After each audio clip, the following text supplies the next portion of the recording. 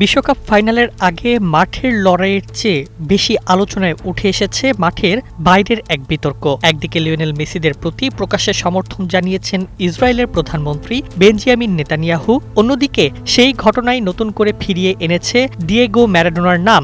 অনেক ফুটবল প্রেমীদের প্রশ্ন, ফিলিস্তিনের পক্ষে আজীবন সোচ্চার থাকা সেই ম্যারাডোনা কি আজকের এই দৃশ্য দেখে শান্ত থাকতে পারতেন?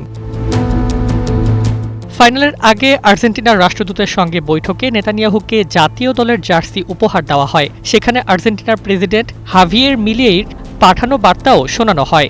জবাবে নেতানিয়াহু স্পষ্ট ভাষায় বলেন তিনি আর্জেন্টিনার সমর্থক এবং ইসরায়েলের অধিকাংশ মানুষও মেসিদের পক্ষে আছেন। শেষে স্প্যানিশ ভাষায় উচ্চারণ করেন ভামোস আর্জেন্টিনা।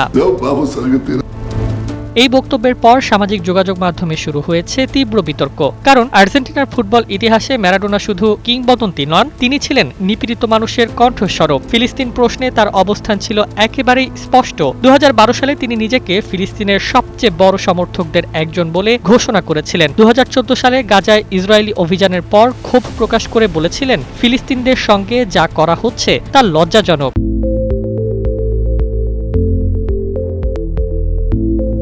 2018 সালে ফিলিস্তিনের প্রেসিডেন্ট মাহমুদ আব্বাসকে আলিঙ্গন করে ম্যারাডোনা বলেছিলেন, আমার হৃদয়ে ফিলিস্তিন, আমিও একজন ফিলিস্তিনি। সেই ভিডিও বিশ্বজুড়ে কোটি মানুষের কাছে ছড়িয়ে পড়ে। শুধু ফিলিস্তিন নয়, সাম্রাজ্যবাদ বিরোধী অবস্থান, যুদ্ধবিরোধী বক্তব্য এবং নিপীড়িত মানুষের পক্ষে দাঁড়ানোই ছিল তার রাজনৈতিক পরিচয়ের বড় অংশ।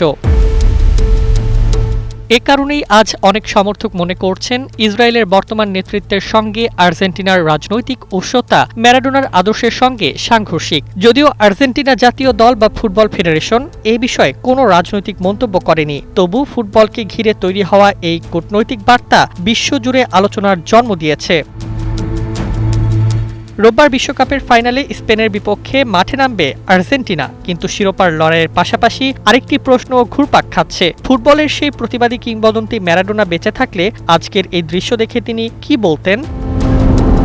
News desk, 21 television.